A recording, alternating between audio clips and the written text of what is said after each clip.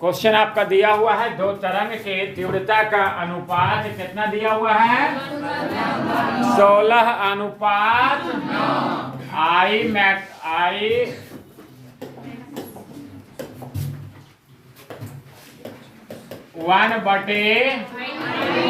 इसका मान कितना दिया हुआ है 16 अनुपात। कल आपको बताया गया था कि तीव्रता जो होता आयाम के तीव्रता जो होता है आयाम के वर्ग के समानुपाती I proportional to A square. आप A proportional to root I कर सकते हैं, इधर से स्क्वायर हटाइएगा तो इधर, यानी आप लिख सकते A1/, बराबर रूट I1/, इधर रूट है ना, अगर A1/A2 करेंगे तो रूट I1/, और I1/I2 का वैल्यू दिया हुआ कितना है 16 अनुपात कितना हो जाएगा, यानी A1 के जगह कितना, A2 के जगह। दो तरह का व्यतिकरण बताए थे, समकोषी और समकोषी व्यतिकरण में मैक्सिमम और विनाशी व्यतिकरण में, समकोषी व्यतिकरण में कल फार्मूला बताए थे प्लस होता है और विनाशी व्यतिकरण में माइनस होता है। चूंकि तीव्रता है और यहाँ आयाम है तो तीव्रता किसका समानुपाती, आयाम के।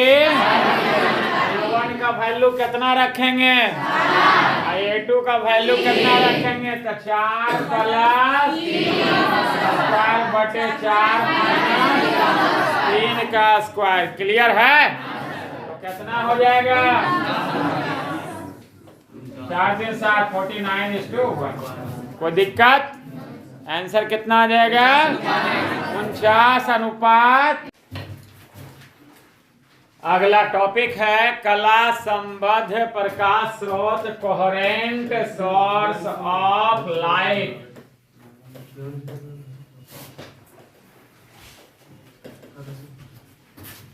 Coherent source of light, coherent source of light किसको कहेंगे, कला संबद्ध प्रकाश स्रोत। वैसा दो प्रकाश स्रोत, प्रकाश स्रोत समझते हैं ना, जिससे प्रकाश का तरंग निकलती है, वैसा स्रोत जिससे जो तरंग निकल रहा है उसके बीच कलांतर क्या होना चाहिए, नियत होना चाहिए, यानी कि कलांतर में कोई परिवर्तन नहीं होना चाहिए। नियत का मतलब होता है कांस्टेंट, इंग्लिश में कहते हैं। नियत मतलब कांस्टेंट, जो वैल्यू पहले था वही वैल्यू बाद में होना चाहिए। वैसा दो प्रकाश स्रोत, वैसा दो जिससे जो तरंग निकल रहा है, मान लेते हैं दो गो स्रोत है, प्रकाश स्रोत यो हो गया, प्रकाश स्रोत ये भी है, प्रकाश स्रोत सूर्य भगवान भी है ना, तो वैसा दूगो प्रकाश स्रोत जिससे जो प्रकाश का तरंग निकल रहा है उसके बीच कलांतर क्या होना चाहिए, नियत होना चाहिए, यानी कि कलांतर में कोई परिवर्तन।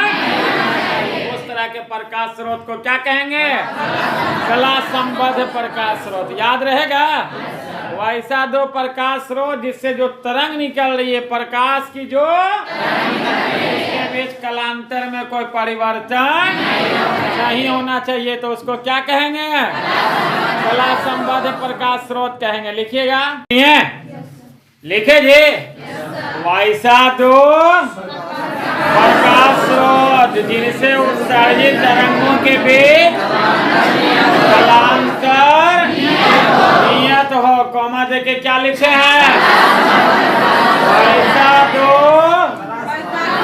प्रकाश स्रोत जिनसे तरंगों के बीच कलांतर क्या होना चाहिए।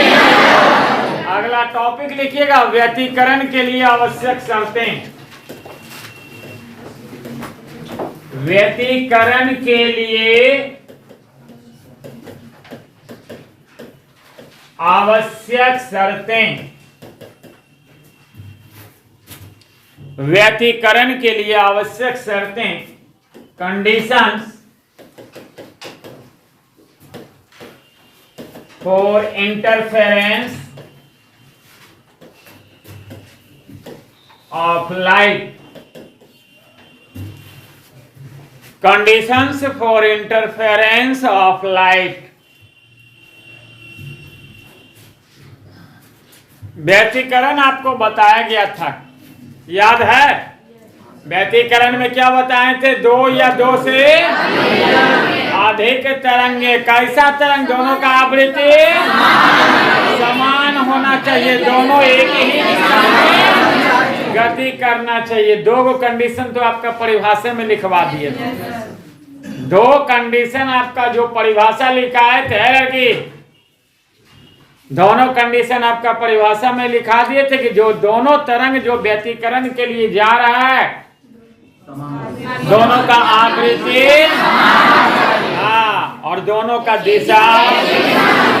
दूगो कंडीशन तो ओजे है, दूगो शर्त तो ओजे हो गया। तीसरा कंडीशन अभी जस्ट बताए थे, कला संबद्ध प्रकाश स्रोत। व्यतिकरण के लिए कला संबद्ध प्रकाश स्रोत होना चाहिए। प्रकाश स्रोत कैसा होना चाहिए? पहला बात कैसा प्रकाश स्रोत? दूसरा, दोनों का आवृत्ति और तरंग दैर्ध्य दोनों समान होना चाहिए। दूसरा शर्त में अभी लिखाएंगे आवृत्ति और तरंग दैर्ध्य, और तीसरा शर्त में दोनों एक ही दिशा में। और चौथा लिखाएंगे आयाम का मान जो दोनों तरंग का है वो बराबर या लगभग बराबर होना चाहिए। क्लियर है? का कितना शर्त? पहला, दोनों प्रकाश स्रोत कैसा होना चाहिए? कला संबद्ध होना चाहिए, यानी कि दोनों तरंग के बीच कलांतर। दोनों तरंग का आवृत्ति कैसा होना चाहिए? दोनों एक ही दिशा में चलना चाहिए, और आयाम बराबर या लगभग। क्लियर है? 4 गो पॉइंट मुख्य रूप से, 5 गो याद रखिए। क्लियर? अगला टॉपिक लिखिएगा, यंग का अगला टॉपिक है यंग का द्विस्लिट प्रयोग। क्वेश्चन पूछा हुआ है,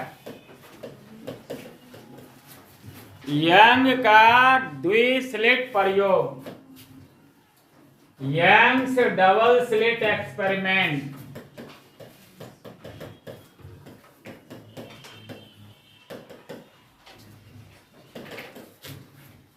क्वेश्चन आपका पूछा हुआ है, यंग का द्विस्लिट प्रयोग, Young's double slit experiment. Young का द्विस्लिट प्रयोग, यंग्स डबल स्लिट एक्सपेरिमेंट। हो गया? यंग का द्विस्लिट प्रयोग, यंग्स डबल स्लिट एक्सपेरिमेंट। तो यंग एगो वैज्ञानिक का नाम था इनका थॉमस यंग। क्या था? थॉमस यंग एक वैज्ञानिक का नाम था। इंपॉर्टेंट है बाबू, ठीक है? यंग जो है, थॉमस यंग एक वैज्ञानिक का नाम था। उन्होंने अपने प्रयोग में 3 गो, ज्यादा तो नहीं लेकिन 3 गो पर्दा पी की वार लिया, और ज्यादा भी ले सकता था, ठीक है? 3 गो पर्दा लिया। इसमें एगो छिद्र था, एस मान लेते हैं, इसमें छिद्र कर दिया, और दूसरा का पर्दा में 2 गो कर दिया। यहाँ पर भी एक छिद्र था, और यहाँ पर दूसरा का एस से जो S1 का दूरी है और एस से जो S2 का दूरी है वो समान है। एस से जो दूरी आपका समान था। मेरा नहीं कहना था, उनका प्रयोग में कहा गया था। और यहाँ पर जो पहला छिद्र जो है, यहाँ पर एक वर्णी प्रकाश को आपतित कराया गया। एक वर्णी प्रकाश को आप एक वर्णी समझते हैं, एक रंग, वर्ण का मतलब रंग, एक रंग के पर। अरे लेजर लाइट में नहीं देखते, लेजर लाइट सिंगल वेवलेंथ वाला नहीं, हंसते हैं वो सिनेमा हॉल में नहीं, वो विराट कोहली पर अनुष्का शर्मा, वही बात है। यहाँ पर भी जो है आपका एक वर्णी सिंगल तरंग दैर्ध्य वाले प्रकाश को आपतित कराया गया। कहाँ पर? प्रकाश यहाँ पर पहला रेखा छिद्र जो एस है, तो ये तो छिद्र यहाँ प्रकाश जैसे जाएगा, ये प्रकाश है ना चारों बगल फैल जाएगा, ना होगा। यहाँ से जैसे ही प्रकाश जाएगा चारों बगल क्या होगा? फैल जाएगा। अब फैलते फैलते पहुंच गया कुछ प्रकाश ये छिद्र के पास है, कुछ यानी S1 S2 के पास ही प्रकाश पहला छिद्र से पास करके बेचारा गया S1 और S2 के समीप। तो S1 S2 भी नया स्रोत के जैसा व्यवहार करेगा तो इससे भी नया तरंग निकलेगा, इससे भी निकलेगा नहीं, इससे तो यहाँ छिद्र न है जी, तो इससे लाइट पास करेगा ना रे। तो यहाँ से भी प्रकाश और यहाँ से भी प्रकाश, यानी जैसी तरंग जो है एक वर्णी प्रकाश जो आपतित कराए थे S पर, S से आगे गया, जब S1 S2 के समीप पहुंचता है ये वाला प्रकाश, ये वाला प्रकाश जब S1 S2 के समीप पहुंचता है तो S1 S2 भी नया स्रोत के जैसा, इससे नया तरंग निकलेगा, इससे भी निकलेगा और इससे भी निकलेगा। तो देख सकते हैं कि इससे जो तरंग निकल रहा है, इससे जो तरंग निकल रहा है, दूसरा और तीसरा पर्दा के बीच देखिए कई स्थानों पर एक दूसरे से कट रहा है, एक दूसरे से अध्यारोपित हो रहा है, दूसरा और तीसरा पर्दा के बीच S1 और S2 से निकलने वाले तरंगों का अध्यारोपण हो रहा है कई स्थानों पर, जिसके कारण जो तीसरा पर्दा आप देख रहे होंगे यहाँ पर कहीं काला कहीं उजला, कहीं काला कहीं उजला, कहीं काला कहीं उजला, कहीं काला कहीं उजला। जो काला रंग का पट्टी आपको प्राप्त होता है उसको कहते हैं औदीप्त पट्टी, जो काला वाला पट्टी प्राप्त हो रहा है उसको, और जो उजला प्राप्त हो रहा है उसको फिर औदीप्त, फिर दीप्त। कहने का मतलब मेरा ये हुआ एकांतर क्रम में दीप्त और अदीप्त पट्टी प्राप्त होता है, और यही अदीप्त और दीप्त पट्टी को हम लोग फ्रिंज कहते हैं। क्या कहते हैं? यही इनका प्रयोग था, और कोई बड़का चीज नहीं है, जो कि कई बार आपका पूछा हुआ है। फिर से बोल रहे हैं, यंग ने अपने प्रयोग में 3 गो एक ही वार से यहाँ सूचित किए हैं, क्लियर है। और दूसरा फिगर भी बना सकते हैं। तो यहाँ पर जो पहला जो था, यहाँ पर एक वो संकीर्ण रेखा छिद्र S है, आप देख सकते हैं, और यहाँ पर इन्होंने एक वर्णी प्रकाश को आपतित कराया।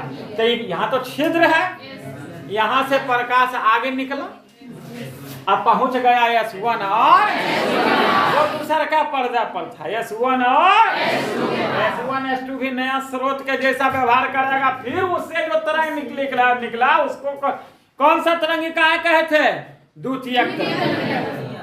S1 S2 नया स्रोत, यहाँ से प्राथमिक वाला जा रहा है, जैसी दूसरा का बिजुन गया द्वितीयक तरंगिकाएं निकला, जो कि दूसरा का तीसरा पर्दा के बीच S1 S2 से जो द्वितीयक तरंगिकाएं निकल रहा है एक दूसरे से कई स्थानों पर एक दूसरे से, जिसके कारण जो यहाँ जो आप पर्दा जो स्क्रीन देख रहे होंगे, यहाँ पर कहीं औदीप्त पट्टी, कहीं फिर औदीप्त, फिर एकांतर क्रम में दीप्त और औदीप्त पट्टी आपको प्राप्त होता है। उसी को क्या कहते हैं?